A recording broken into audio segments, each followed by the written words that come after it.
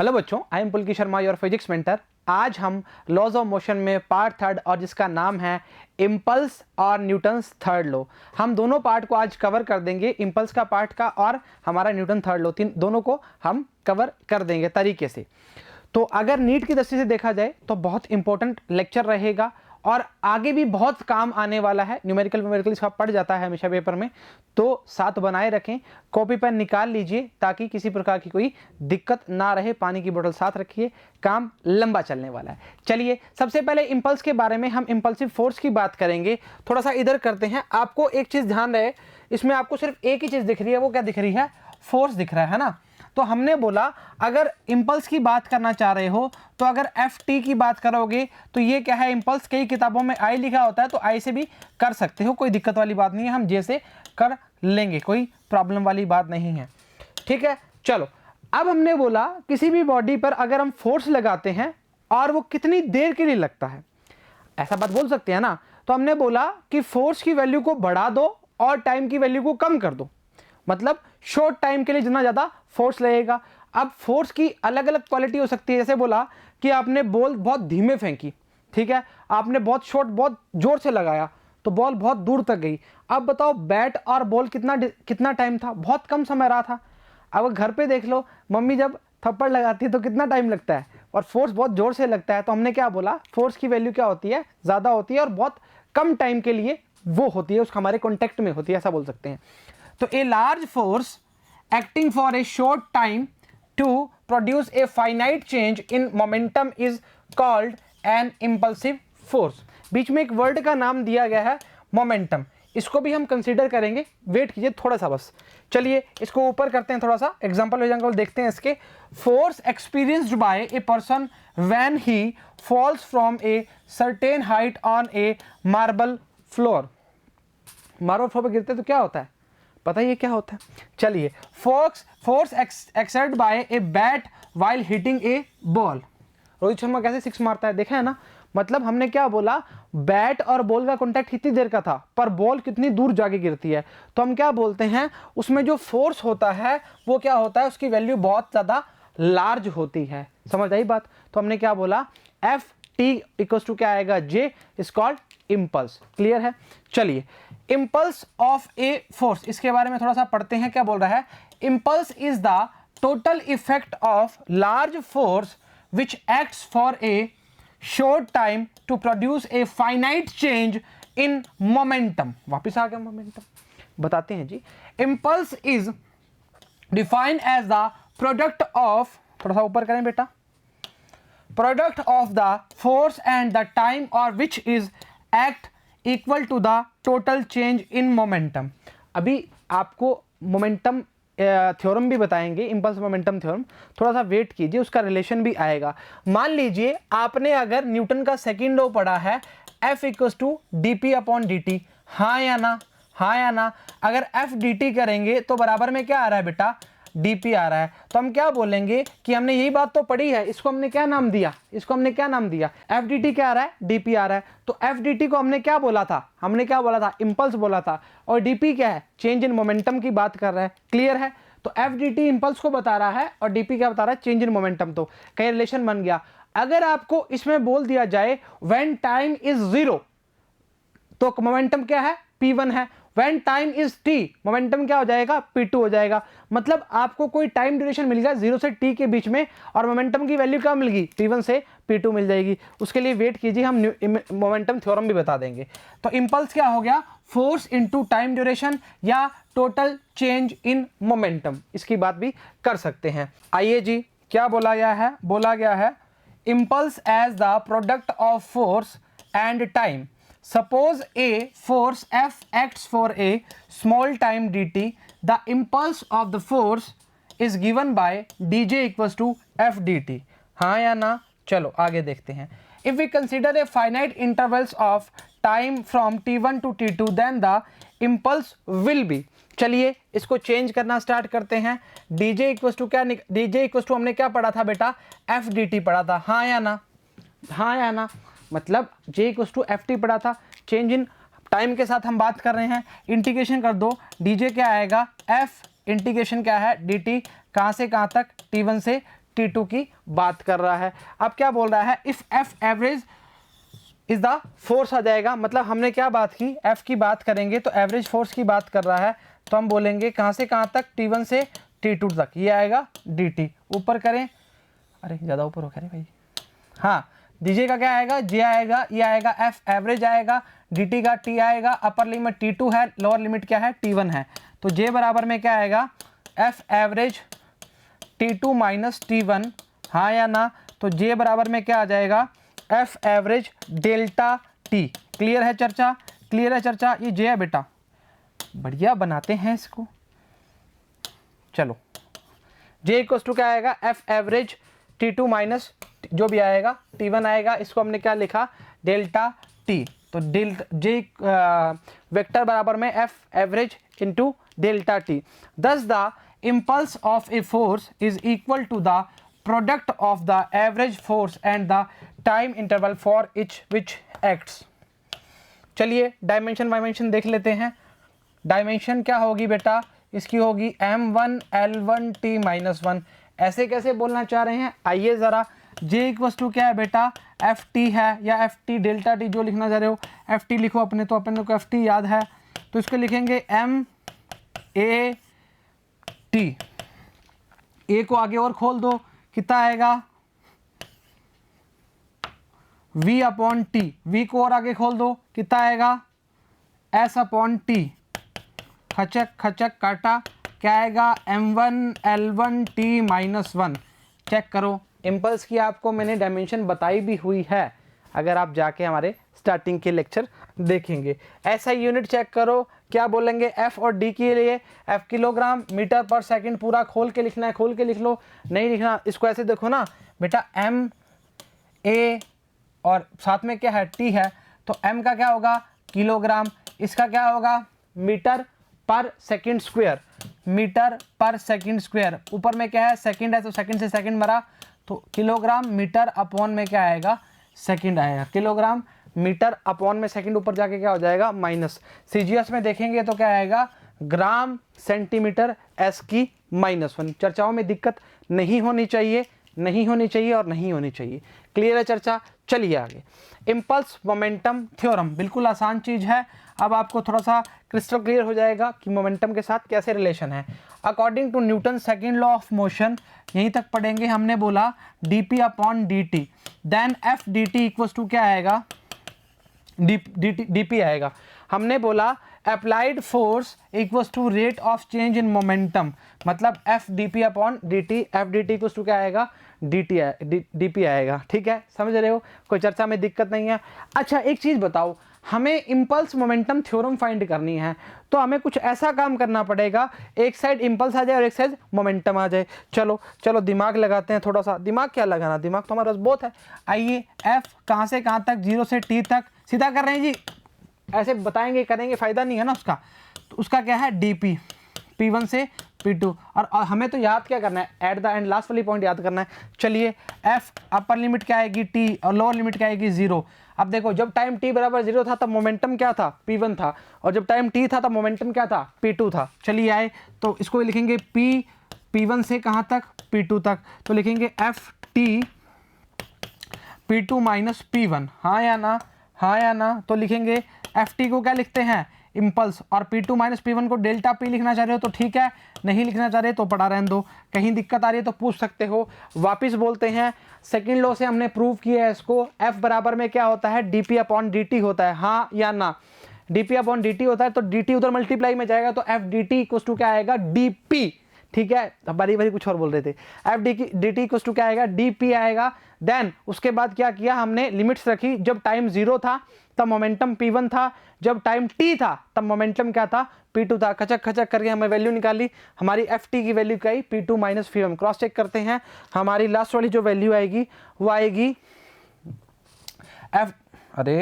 हमारी वैल्यू जो आएगी F dt, इसका किया तो J इक्वल्स टू क्या आया P2 माइनस P1। हमने FT में लिखा है, J में अभी लिखा नहीं, हमारी इच्छा है लिख देंगे, कोई दिक्कत वाली बात नहीं। अरे कहाँ डर रहे हो, ऐसे तो लिखते हैं इसको, क्यों टेंशन ले रहे हो। और जे को हमने बोला है आई भी लिख सकते हैं, कोई दिक्कत वाली बात नहीं है, अलग अलग किताबों में यूज़ किया है, कोई प्रॉब्लम वाली बात नहीं है। अगर आपने आई से लिखना तो आई से कर सकते हैं। J equals to P2 minus P1, change in momentum की बात कर रहा है। Thus the impulse of a force is equal to the total change in momentum produced by the force. दिक्कत नहीं होनी चाहिए, वापस बोल देते हैं। तो हमने क्या बोला, जे equals to P2 minus P1, है ना, या ऐसे बोल सकते हैं Ft equals to P2 minus P1, ठीक है। डीजे, है ना, डीजे में लिया था ना हमने एफ डी टी, क्लियर है, क्लियर है। अब डीजे से गाना याद आ गया क्या तुम्हारे को, चलो आओ, ठीक है। ये हमारा इम्पल्स मोमेंटम थोड़ा छोटा सा पार्ट था, कोई दिक्कत वाली बात नहीं थी। ओहो, आज तो जल्दी आ गई है, चलो कोई बात नहीं, जल्दी कहाँ है।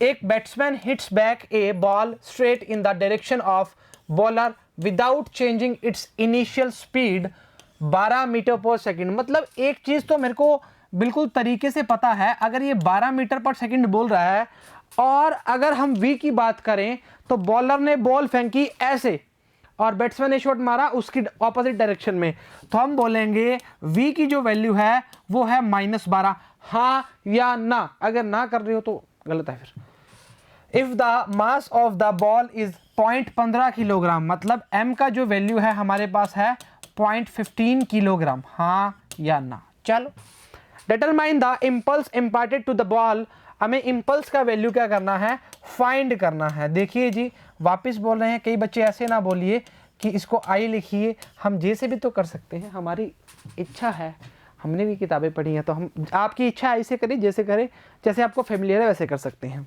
चलिए, m का वैल्यू है, v का वैल्यू है, u का वैल्यू है, और निकालना क्या है, इम्पल्स निकालना है। इससे आसान तो क्या है, इससे आसान तो अब क्या ही बोले यहाँ पर। चलो आओ, इम्पल्स बराबर में लिखेंगे, क्या लिखेंगे, P2 माइनस P1 या mv माइनस u। मानते हो, मानते हो, मानना पड़ेगा। चलो इसको ऐसे लिख देते हैं हम, हटा के ऐसे लिखें mv माइनस u। m कितना है 0.15, यस। v कितना है -12, यस।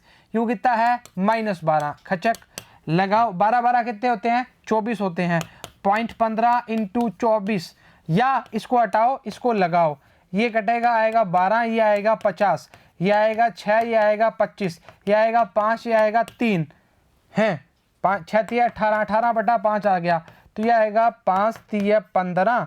अरे काट वाला है, ये देखो ये वाला काट वाला है, 5 3 15, तो बचेगा 3, 3.6, वो भी किसका, माइनस का। तो इम्पल्स की वैल्यू क्या आएगी, नेगेटिव, मतलब डायरेक्शन क्या है, -3.6, मतलब the negative sign indicates that the direction of impulse is from the batsman to the bowler. हाँ यस, हमने पहले ही बोल दी थी। क्लियर है चर्चा, क्लियर है, दिक्कत परेशानी। अब ध्यान रखना ना जी, हमने करना क्या है, हमने करना है mv माइनस u, यही तो करते थे। अब कई बच्चों को परेशानी इस चीज की होगी कि सर आपने तो P2 माइनस P1 लिया था। अरे तो बेटा P2 की वैल्यू क्या थी, फाइनल की बात कर रहा है, और v हम क्या बोलते हैं, फाइनली तो बोलते हैं। अरे तुम रोटेशनल भी पढ़े, अभी भी दिक्कत कर रहे हो यार, रोटेशनल में तो इतनी ज़्यादा दुविधाएं थी, फिर तुम उसको तुमने पार कर लिया। तो वी क्या, फाइनल, यू क्या, इनिशियल, काम खत्म, कहानी खत्म, चैप्टर ओ टॉपिक खत्म। आओ ज़रा नेक्स्ट देखते हैं। चलिए, चैप्टर तो बहुत लंबा है, अभी तो हमने बहुत काम करना है। आइए, a cricket ball of mass 150 gram moving with 150 gram, a velocity of 15 meter per second is brought to rest by a player in 0.05 second. Calculate the impulse and the average for exerted by the player. ओहो, आसान चीज है कि मुश्किल है? अरे आसान इसलिए लग रही है क्योंकि अभी अभी पढ़ा है, अगर पहले पढ़ा होता तो काम खराब हो जाता। अच्छा बोलिए बोलिए, हम बोलेंगे, हम तो लिखेंगे, ये बेटा ग्राम में है, इसको किलोग्राम में चेंज करो ना। 0.15 लिखोगे क्या मेरे कहने पर? अच्छा लिख दिया। u की वैल्यू है 15, क्या लिखा है 15, हाँ। अच्छा, और क्या बोला गया है, is brought to rest, v का वैल्यू क्या हो जाएगा, रेस्ट का मतलब हम किसी भी की बात नहीं करेंगे, जीरो की बात करेंगे। अच्छा 0.05 सेकेंड t की बात कर रहा है, तो चर्चा लंबी चलने वाली लगी हमें तो, है क्या? चलो आगे क्या बोला है, कैलकुलेट द इम्पल्स। अरे यार इतना आसान चीज। चलो इम्पल्स जो आएगा हमारा वो आएगा एम वी माइनस यू, खचक करके लिखो। एम का वैल्यू कितना है 0.15, वी का वैल्यू कितना है 0, यू का वैल्यू कितना है 15। ये आएगा बेटा माइनस का 225 मतलब 2.25, कितना आ रहा है 2.25 खचक। एफ टी को न्यूटन, एफ को न्यूटन बोला बेटा उसने, तो न्यूटन सेकंड की बात कर रहा है। तो 2.25 हमारा क्या आ गया, इम्पल्स आ गया। ठीक है, अच्छा अब मेरी बात सुनिए, अब मेरी बात सुनिए। इम्पल्स बराबर में क्या था, एफ एवरेज डी टी, हाँ या ना। चलो अब क्या करेंगे, अब सवाल करेंगे, ऊपर करेंगे और सवाल कर देंगे। अच्छा 2.25 अपॉन में टाइम, सही लिखा क्या इसने 0.05, विश्वास नहीं हमको इस पे। एवरेज पूछा किसका, एफ एवरेज। ठीक है, तो 2 2 गए 5 चौक 20, 5 5 25 न्यूटन। चेक करना, यही आ रहा है 45 न्यूटन आ रहा है। इसमें माइनस नहीं लगाया, लगाइए, इसमें माइनस नहीं लगाया, लगाइए। गलती करते हो नहीं करते, हमें याद आ गई। तो हमने क्या बोला, एफ एवरेज कितना आया -45। क्लियर है, देर आई दुरुस्त आई। ठीक है, चलो यहां पर हमने मल्टीप्लाई किया तो माइनस ये भूल गए थे, लगा दिया। क्लियर है चर्चा, चलो कोई बात नहीं। तो हमने बोल दिया -45 न्यूटन। तो negative sign indicates the retarding nature of the force. Force की बात कर रहे हैं तो माइनस आए तो रिटार्डिंग की बात करेंगे जी। क्लियर है चर्चा, कोई दिक्कत वाली बात नहीं है। चलिए आगे चलते हैं, आगे चलते हैं। चलो बोला है while launching a rocket of mass 2 into 10 raised to power 4 kilogram, a force of 5 into 10 raised to power 5, मतलब m का जो वैल्यू है वो हमें गिवन है 5 into 10 की पावर 5 ए फोर्स। अरे क्या ही लिखते रहते हो, उल्टी चीजें उल्टी लिखते हो। और मास है 2 into 10 की पावर 4, साथ नहीं छोड़ा इसने। फोर्स कितना है, एफ की वैल्यू है हमें कितनी है 5 into 10 की पावर 5, हाँ या ना। अप्लाइड फॉर टी की वैल्यू है 20 सेकेंड। अरे हिल नहीं दे रहे तो चलो आओ, calculate the velocity attend by the rocket at the end of 20 second. अरे यार इतना आसान। अच्छा मेरी बात सुनो, आपको यू का वैल्यू नहीं मिला, मतलब जब लॉन्च करा था और ऐसे लॉन्च करा होगा। ठीक है, मास की वैल्यू हमें मिल चुकी है, इसकी वैल्यू हमें मिल चुकी है, टाइम की वैल्यू हमें मिल चुकी है। तो हमें पूछा है velocity attend the rocket of the end of 20 second. अब मेरी बात सुनिए, आप कुछ ऐसा दिमाग लगाइए ताकि आपका काम बढ़ना स्टार्ट हो जाए। तो मेरे हिसाब से आपका दिमाग लग चुका है। अरे कैसे लग चुका है, आओ जरा। अरे विश्वास हमें लग जाएगा तुम्हारा दिमाग। हमने बोला एफ टी बराबर में आप बोलते हो चेंज इन मोमेंटम, हाँ या ना। चलो एम वी माइनस यू, हमें फाइंड क्या करना है, वी फाइंड करना है। तो वी फाइंड करना है तो एफ टी अपॉन एम कर देंगे, क्योंकि यू की वैल्यू कितनी है 0 है। तो एफ की वैल्यू रखो 5 into 10 की पावर 5, टी की वैल्यू कितनी है 20 सेकेंड, ऊपर पड़ा और ऊपर देख रहे हो, आराम से लिखेंगे 5 into 10 की पावर 5। इतना साफ लिखेंगे तुम कहोगे, तुम भी शर्मा जाओगे, सर इतना साफ कैसे लिखते हो। एम की वैल्यू कितनी है 2 into 10 की पावर 4, ऊपर करो इसको, खचक खचक 10 रह जाएगा, खचक खचक 5 रह जाएगा, 5 5 25, 25 दूना 50, 500 आ रहा है क्या, क्या निकाला है वेलोसिटी, चेक करो वापिस। 10 की पावर 4, 10 रह गया, 2 5 10, 5 दूनी 100 दूना 500। वी की वैल्यू आ रही है 500, हमारी तो आ रही है 500, इसकी पता नहीं कितनी आ रही है, इसकी भी 500 आ रही है। कहानी खत्म, खेल खत्म। ठीक है, क्लियर है चर्चा। अरे आसान चीज है ना बेटा, देखिए ना, हमने बोला F T M V minus U, U कितना है 0 है, हटाओ ना, क्यों लिख रहे हो। वी तो पूछा, वेलोसिटी पूछा है। क्लियर है चर्चा। आइए Newton's third law of motion की बात करते हैं। अब Newton's third law of motion को समझाने से पहले हम आपसे करेंगे 2-3 बातचीत, और वह बातचीत में क्या करेंगे, न्यूटन्स का थर्ड लॉ होता क्या है पहले इसको समझते हैं। हर बॉडी जब भी उस पर कुछ हम एक्शन लगाते हैं वो बॉडी रिएक्शन लगाती है। वो बॉडी रिएक्शन कैसे लगाती है, जितना हम एक्शन लगाएंगे उतना वो रिएक्शन लगाने की सोचती है या लगाती है, जो भी बात कर सकते हैं। जैसे हम बोलते हैं कि अब चर्चाओं में देख लेते हैं कि हम जैसे हम खेलते हैं तो हम सोचते हैं कि मिट्टी में खेलें ताकि अगर हम गिर भी जाते हैं, डाई भी लगाते हैं तो हमें लगे ना। और वही हम अगर मार्बल के फर्श पे खेलते हैं तो हमें पता लग ही जाता है क्या होने वाला है। तो वैसे ही हमने बोला कि अगर आप किसी भी बुक को टेबल पे रखते हैं और वो स्टेबल है तो उस पर भी एक्शन रिएक्शन के फोर्स की बात कर सकते हैं। अगर कोई बंदा स्विम कर रहा है पानी के अंदर, स्विम तो पानी के अंदर ही करेगा, तो हमने क्या बोला, उस पर भी एक्शन रिएक्शन फोर्स की बात कर सकते हैं। और भी अगर हम चलते हैं तो भी हम एक्शन रिएक्शन फोर्स की बात कर सकते हैं। पर हम एक बात करेंगे, उसकी जो चर्चाओं में एक चीज़ें डालेंगे, उन चीज़ों को आपको समझना बहुत ज़रूरी है। एक्चुअली वो ही आपका मेन काम है। अगर वो समझ पाओगे तो आपका काम बनना स्टार्ट हो जाएगा जी। समझ रहे हो कि बिल्कुल क्लियर है, कोई चर्चा वाली दिक्कत नहीं होनी चाहिए। बिल्कुल 2 चीज़ों में 2 डेफिनेशन बताएंगे और काम खत्म करवा देंगे। चलिए, Newton third law of motion की बात, अरे ऐसे मत करो। Newton third law of motion की बात कर रहा है बेटा। To every action there is always on equal and opposite reaction. अब ऑपोजिट का मतलब आप जानते ही हैं क्या होने वाला है। चलो ठीक है। Forces in nature always occur between pair of bodies. Force on body A by body B is equal to the opposite to the force on the body B by A। बढ़िया सा डायग्राम बनाया हुआ है लाल पीला, देखिए जरा। FAB force और FBA दोनों फोर्स की डायरेक्शन चेक कीजिए, बिल्कुल ऑपोजिट है। तो अगर मैं चर्चाओं में बोलना चाहूँ, क्या बोलना चाहूँगा, अभी लिखूंगा फिर बोलूँगा। FAB equals to minus FBA, हाँ या ना, हाँ या ना, equal and opposite, equal and opposite. तो हम क्या बोलेंगे, F A B equal to क्या आएगा, F B A. F B A is the force exerted by body A on B and F A B is exerted by B on A, then the according to Newton's third law F A B equal to क्या आएगा, minus F B A. Force of A by B आगे आएगा force of B by A. इस चर्चाओं में कोई दिक्कत नहीं होनी चाहिए। अब जो हम मेन पॉइंट्स हमारे रहते हैं उनको हम चर्चा करते हैं। पहले एग्जांपल चेक करते हैं। While swimming a man pushes water backward and it in turn he pushed forward due to the reaction of water. एक बात करेंगे पानी के टाइम, एक बात करेंगे खुद के टाइम। अच्छा, a single force never exist, the force is always exist in pair.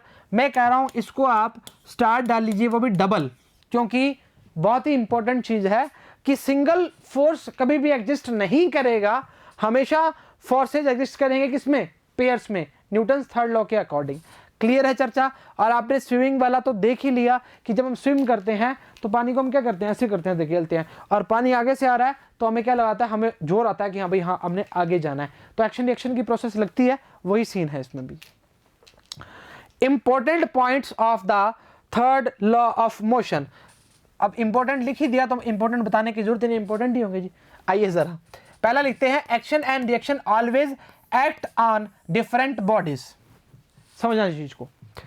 If they acted on the same body the resultant force would be zero and there could never be accelerated motion. ये बात तो आप जानते ही हैं, अगर एक body की बात करें और दोनों साइड से एक्शन और रिएक्शन की बराबर बात करें, वो बॉडी चल पाएगी क्या? नहीं चल पाएगी बेटा। कैसे चल पाएगी? अगर यहाँ 5, यहाँ से भी 5, कहाँ चलूंगा, बीच में फाड़ने से हो रहा है, बीच में फाड़, तो वो ऐसा तो होगा नहीं, या तो खींच लोगे एक हाथ निकल जाएगा, दूसरा हाथ निकल जाएगा, तो हमने क्या बोल जाएंगे, या तो बीच में फट जाएंगे बिल्कुल तरीके से। तो हमने क्या बोला कि एक्शन और रिएक्शन की बात करना चाह रहे हैं, तो हमने किसकी हमेशा बात की है कि ऑलवेज जो आता है एग्जिस्ट इन पेयर्स की बात करते हैं। क्लियर है जी। चलो दूसरी बात है, the forces of action and reaction can not cancel each other, पर कंडीशन है जी। This is because action and reaction equal and opposite always act on the different bodies and so cannot balance each other। ठीक है, पहले यही बात बोली थी कि हमेशा दो बॉडीज या पेयर्स की बात करते हैं। सिंगल बॉडी की बात करोगे तो हमने क्या बोल दिया था, सिंगल बॉडी की बात करोगे तो हमने क्या बोल दिया था, जीरो की बात करेगा और वो बॉडी क्या करेगी, एक्सेलरेट नहीं करेगी। चर्चाओं में दिक्कत नहीं है और नहीं भी होनी चाहिए, बिल्कुल आसान चीज है। क्लियर है चर्चा। चलिए एग्जाम्पल, कितना बढ़िया डायग्राम बनाया है, देखिए आपको दिख रहा है ऊपर R और नीचे W। W इक्वल टू क्या है, mg की बात करते हैं, m भार है बुक का, g ग्रेविटी की बात करना चाह रहा है। Book kept on table, a book of weight W resting on a tabletop, the book exert a downward force acting on the table equal to the on weight W। Clear है?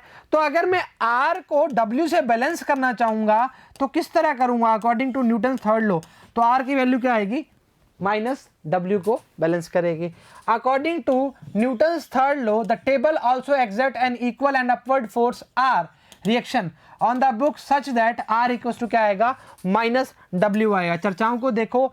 अब इसमें ध्यान रखना जी, R इक्वल टू आप W की बात नहीं, R equal to minus W की बात करना चाहेंगे। चलिए, as the book is under the action of two equal and opposite forces it remains in equilibrium. तो मतलब R और W को हमने क्या बोला? इक्वल एंड ऑपोजिट डायरेक्शन की बात करी है, तो हमने क्या बोला? वो इक्विलिब्रियम में रहेगी। ऐसे नहीं चलनी स्टार्ट कर देगी।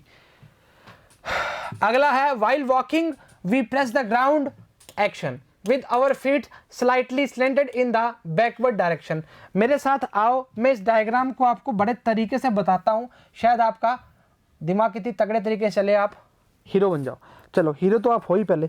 चलो आओ, देखिए जी, हमने एक रिएक्शन फोर्स की बात करी। अब अपना पैर देखिए जी, अब खड़े मत हो जाना, अभी बैठे बैठे देखो। हमने पैर इस तरह से ऊपर करा, ऐसे ऊपर करा, तो हम क्या करते हैं? ग्राउंड को बैकवर्ड की तरफ प्रेस करते हैं। प्रेस मतलब दबाते हैं, और हम आगे फॉरवर्ड ऐसे चलते हैं। अब ऐसे हम माइकल जैक्सन तो है नहीं जो डांस करने लग जाए, ठीक है? तो हम ऐसे चलने लगेंगे। तो हमने क्या बोला? एक रिजल्टेंट के साथ हमने दो चीजें बनाई, एक तो हॉरिजॉन्टल और एक वर्टिकल कंपोनेंट, ठीक है? अब हम क्या बोलेंगे कि इस कंपोनेंट के लिए, किसके लिए? हॉरिजॉन्टल कंपोनेंट के लिए, जो अनेबल्स टू क्या करता है? अस टू मूव फॉरवर्ड की बात करता है। अब चलिए सुनिए चर्चा। अब देखिए, ये आपने जो ये इस तरह से बनाया आपने, इस तरह से, तो हम क्या बोलेंगे? एक तो हॉरिजॉन्टल की बात करोगे, एक इसकी बात करोगे वर्टिकल। अगर थीटा ये है तो हमने क्या बोला? ये हॉरिजॉन्टल है।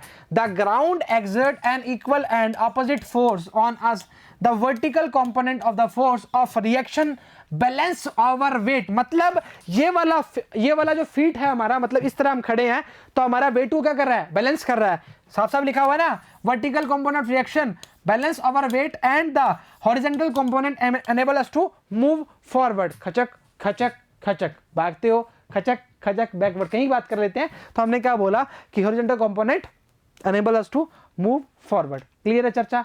क्लियर चर्चा? कोई दिक्कत वाली बात नहीं है। चलिए आगे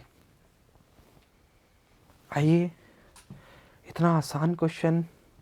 आइए, a body of mass m normally a rigid wall with velocity v and bounces back with the same velocity the impulse experienced by the body is। अरे इतना आसान कैसे? अच्छा, मैं बोलूं m v माइनस u, हाँ या ना? ये हमें पता है इंपल्स के बारे में। अब एक चीज बोलो, इसको हटाओ थोड़ा सा, क्वेश्चन को पढ़ते हैं। एक बॉडी का m मास है, वेलोसिटी v है, बाउंसेस बैक। मतलब अगर हम ऐसा कुछ बात करना चाहें तो उसकी डायरेक्शन क्या हो जाएगी? ऑपोजिट हो जाएगी। नीट में है वो क्वेश्चन है जी। क्लियर है? तो मतलब अगर mv और साफ साफ बोला है same velocity, minus minus mv, हाँ या ना? कितना आ जाएगा? 2mv। है क्या ऑप्शन में? खचक खचक खचक। 4 नंबर। ये आसान था, तरीका बताने की आवश्यकता नहीं है। ट्रिक लगाओ, काम खत्म करो और बल्ले बल्ले। क्लियर है? mv माइनस mv क्यों आया बेटा? डायरेक्शन कहाँ है? ऑपोजिट है, तो इसको मिक्स कर दिया हमने थर्ड लॉ के साथ। आपको दिक्कत नहीं आएगी चर्चाओं में, टेंशन मत लीजिए। क्लियर है? कोई दिक्कत परेशानी की सुविधा नहीं होनी चाहिए। हटा दें, हटा दें। आंसर चेक करना चाहोगे? अच्छा, mv माइनस, खत्म आंसर। क्लियर है? तो मेरे हिसाब से अब एक बात समझो यार, सिंपल सी बात है। मैं एक बॉल है, एक बॉल को छोड़ता हूं, ठीक है? एक बॉल को छोड़ा, खचक ऊपर आएगी, आई ना? तो हमने एक बार डायरेक्शन हमने कहां दी? नीचे की ओर आएगा, ऊपर बाउंस बैक किया ना, किया ना? अब तुम बोलो पत्थर की बोला तो फूट ही जाएगी नीचे। अब तुम तो दिमाग लगाओगे, ऐसा थोड़ी है। क्लियर है चर्चा? आइए जी, एग्जाम्पल नंबर 2 क्या बोलना चाह रहा है? ए 0.5 kilogram ball moving speed 12 meter per second strike a hard wall at angle of 30 degree with the wall. It is reflected with the same speed at the same angle. If the ball is contact with the wall for 0.25 seconds, the average force acting on the wall is। 4 option है, 96, 24, 48, 12। खचक। मेरी बात सुनिए जी, पहले आपको diagram की चर्चा बताते हैं, ठीक है। अगर मैं आपको एक चीज़ बताऊं, पहले आपको डायग्राम दिखा देते हैं, फिर आपको कंपोनेंट फॉर्म काट देंगे। एक बॉल इस तरह स्ट्राइक करी, इस तरह निकल गई, ठीक है। अब मैंने बोला कि अब इसको हम कंपोनेंट फॉर्म में काटते हैं। वो कैसे काटेंगे? खचक खचक खचक खचक खचक खचक खचक खचक खचक खचक। एंगल कितना है? 30 डिग्री। एंगल कितना है? 30 डिग्री। मानते हो या नहीं मानते? मानना पड़ेगा। सब कुछ सेम है, सब कुछ सेम है। आप तो इसको ले लो MV और MV, खत्म करो कहानी। अच्छा, आपके पास दो तरीके हैं। अगर आप इस तरह से कंपोनेंट काट सकते हैं, ये भी तरीका है। अगर आप इसको ऐसे ले जाना चाह रहे हैं, ये भी तरीका है आपके पास, ठीक है। इसको आपने आगे बढ़ा दिया डैश डैश करके, ठीक है। तो हम क्या बोलेंगे? हम ये बोलेंगे कि सर इसके कंपोनेंट काटो। सबसे पहले तो इसको हटाएं, 2 मिनट वापस लगाएंगे। टेंशन क्यों ले रहे हो? ऐसे ऐसे परेशान नहीं होना, ठीक है। तो हम क्या बोलेंगे? हम बोलेंगे कि अगर ये 30 है तो ये भी 30 बन जाएगा। एकांतर कोण की बात का ऑल्टरनेटिव एंगल बगैर है।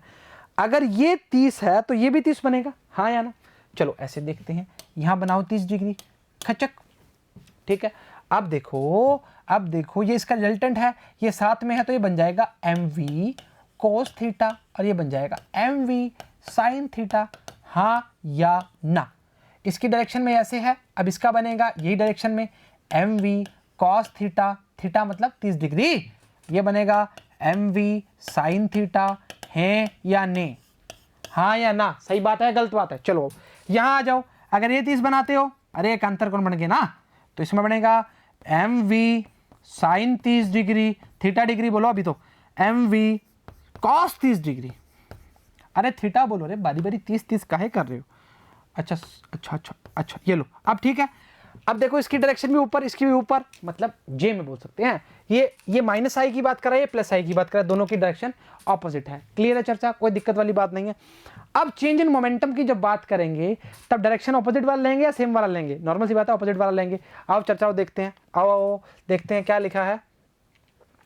बोला है F.T change in momentum equals to 2mv। मेरे साथ आओ, पहले Ft की बात करेंगे बेटा, हम लिखते हैं mv माइनस यू की बात करते हैं। तो दोनों के लिए हम क्या बोलेंगे? सेम है। सेम क्या है? वेलोसिटी की वैल्यू सेम है। तो v माइनस यू को अगर आप mv साइन थीटा इस तरह से लेते हो, किस तरह से बताता हूँ, आओ आओ आओ। mv sine theta minus mv sine theta, मानते हो? मानते हो? मानना पड़ेगा। तो उसको लिखेंगे 2mv साइन थीटा और Ft साथ में चल रहा है। पूछा किसका है? फोर्स का वैल्यू पूछा है। इसके बाद तो क्या है? हलवा है। 2mv साइन थीटा अपॉन में t, तो आएगा 2 से 2, m का वैल्यू कितना है? 0.5, 12, साइन कितना है? 30 डिग्री है, और t का वैल्यू कितना है? 0.25 है। काट पीट करेंगे क्या? कर लो चलो। साइन 30, अच्छा क्या करनी है? काट पीट सही किया है इसने। कितना आएगा? 24 न्यूटन की वैल्यू आएगी। ये समझना बहुत ही आवश्यक है, जो आपको कंपोनेंट मैंने काट के बताया है जी। इस तरह भी काट सकते हैं और इस तरह भी कंपोनेंट काट सकते हैं, आपकी इच्छा उस तरह काट सकते हैं। ये 30 है तो ये भी 30 बनेगा, खचक। ये मत बता देना जी, गलत हो जाएगा काम। क्लियर? सम्मुख कौन है वो वाले। आइए एग्जाम्पल नंबर 3 क्या बोलना चाह रहा है। A body of mass 3 kilogram hits a wall at angle of 60 degree and returns at the same angle. The impact time was 0.2 second. The force exerted on the wall, मतलब v का value जो हमें है, मतलब v1 और v2 का जो value है वो सेम दिया हुआ है। मतलब v बराबर 10 बोल दिया ना, तो v1 बराबर में v2 बराबर में v बराबर में 10 गिवन है, हाँ या ना? मानना पड़ेगा, ठीक है। क्योंकि बॉल हिट करेगी तो उसके लिए उसने एक ही बात बोल दी, काम खत्म किया। इसको बड़े तरीके से समझाया हुआ है, आपको मैं बताता हूं ताकि पिछले वाला कॉन्सेप्ट भी आपका क्लियर हो जाए। मान लो ये एक बॉल आई इस तरह से और हिट करके ऐसे निकल गई, और खचक करके ऐसे निकली है। जब इसने कोई एंगल बनाया थीटा, और एंगल बिल्कुल सेम है, ये भी थीटा। अब आपको चर्चाओं वाली बात बताएंगे जो हमने लास्ट में करी है, शायद उसको नहीं समझा तो ये कर लो। इसको हमने खींचा नीचे की ओर। अब देखना इसका जो इसको पहले इसको उलटाते हैं। mv2 के लिए ये थीटा है तो mv2 cos थीटा, ये बनेगा इसका vertical mv2 sin theta. mv1 नीचे की ओर है तो इसको बोलेंगे mv1 कॉस थीटा और mv1 साइन थीटा। इसका हॉरिजॉन्टल ये बन जाएगा, इसका वर्टिकल ये बन जाएगा। अरे आओ ना मेरे संग, ये देखो ऐसे है और थीटा है ये वाला, तो उसको बोलेंगे mv1 है ना, v1 cos थीटा, उसको बोलेंगे mv1 sin थीटा। ऊपर आओ, ये थीटा कहां पर है, जहां पर है, जहां पर है तो जहां लिखो, इसको लिखेंगे mv2 है तो इसको बोलेंगे mv2 cos theta, mv2 sin theta. अब आपको पता है v1 और v2 क्या है, बराबर हैं। बराबर क्या है, v बराबर कितना दिया है, 10 दिया है। अब मेरी बात सुनो कि ये ऑपोजिट डायरेक्शन में है, इसको बोल सकते हैं माइनस जे, इसको बोलते हैं जे, और ये दोनों क्या है, माइनस आई में है। तो अगर mv माइनस यू करेंगे, mv माइनस यू करेंगे तो हम वैल्यू दोनों की सेम है तो कट जाएगी ना। तो हम क्या करते हैं, हम जो इसके कंपोनेंट कौन से वाले हैं, इसके कंपोनेंट्स साइन वाले हैं, उनको यूज करते हैं। हटाओ रे, क्या बारी बारी ऐसे कर रहे हो, हटाओ, इसको दिखाओ। देखो 2mv साइन थीटा हो जाएगा, mv2 sine theta, mv2 sine theta, minus minus क्या हो जाएगा, प्लस हो जाएगा। अब हमारा काम क्या है, हमारा काम है वैल्यू रखना। 2mv sine theta equals to ft आ जाएगा। हमें निकालना क्या है टेक्निकली, बताओ जरा। f निकालना है, क्या निकालना है बेटा, f निकालना है। मेरे को ध्यान और भूल गया, फोर्स, हाँ बिल्कुल बिल्कुल बिल्कुल बिल्कुल, भूला का है, हमें याद नहीं रहा। 2mv साइन थीटा अपॉन में t, वैल्यूज बोलते जाओगे। दो की वैल्यू मेरे को याद है, बाकी मेरे को याद नहीं है। m की वैल्यू कितनी है, m की वैल्यू 3 है शायद, ठीक है 3 है, 10 है, साइन है 60 डिग्री और टाइम है 0.25 सेकेंड। पॉइंट टाइम कितना दिया है, अच्छा इसने अलग से दिया 0.2 सेकेंड दिया हुआ है, चलो कोई बात नहीं। 0.2 सेकेंड बराबर में क्या चल रहा है, f चल रहा है। तो साइन 60 की जो वैल्यू होती है वो होती है √3/2 होती है ना। तो हम इसको पूरा काट के पीट के करें ना, इसने सीधा कर दिया, चलो ठीक बात है। हम काटेंगे, हटाएंगे और लगाएंगे 0। 2 से 2 काटा, ये आएगा 300 अपॉन में √3/2, मतलब ये आएगा 150 √3। f की वैल्यू आएगी 150 √3। चेक करते हैं इसकी क्या आ रही है, इसकी 150 √3 आ रही है। तो कहाँ, इसने 2 स्टेप में कर दिया ना बेटा। इसने पहले निकाला चेंज इन मोमेंटम की बात करी, फिर इसने निकाला फोर्स अलग से, तो 150 √3 ही आया हमारा पार्ट। क्लियर है, हाँ जा ना, ठीक है। बनाओ एक स्लाइड, लिखो, क्या लिखोगे, की नॉट्स, खचक खचक खचक खचक, वो लिखेगा चांद सितारे। लो करो स्टार्ट। पहले क्या पढ़ा है हमने, हम पहले न्यूटन थर्ड लॉ की बात कर लेते हैं। कैसे कर लेते हैं, जो पहले पढ़ा है उसकी बात करेंगे। अच्छा गुस्सा कहे और इंपल्स की बात करते हैं। हम बोलते हैं ft बराबर में क्या है, j, या आप आई पढ़ना चाह रहे हैं तो पढ़ सकते हैं, आपकी कोई इच्छा, आपकी कोई दिक्कत नहीं है। चलो सेकंड जो पढ़ा है हमने पढ़ा है न्यूटन्स थर्ड लॉ, एन लिख दिया बेटा, कोई दिक्कत वाली बात नहीं। हमने क्या बोला, FAB इक्वल्स टू क्या आएगा, FBA, काम खत्म। बस इसके अलावा तो क्या ही पढ़ते हैं। हमेशा ध्यान रखना, सिंगल बॉडी की बात नहीं करते, पेयर्स की बात करते हैं। फोर्स की बात करेंगे तो पेयर्स की बात करते हैं, ये बात आपको बताई गई है जी। तो इस लेक्चर में मेरे हिसाब से कोई दिक्कत नहीं आएगी, प्रॉपर हमने न्यूमेरिकल करे हैं। किसी प्रकार की कोई दिक्कत आती है तो वीडियो को रिवर्स करें और देखना स्टार्ट करें। आज के लिए इतना ही करेंगे, मिलते हैं नेक्स्ट लेक्चर में। Thank you very much.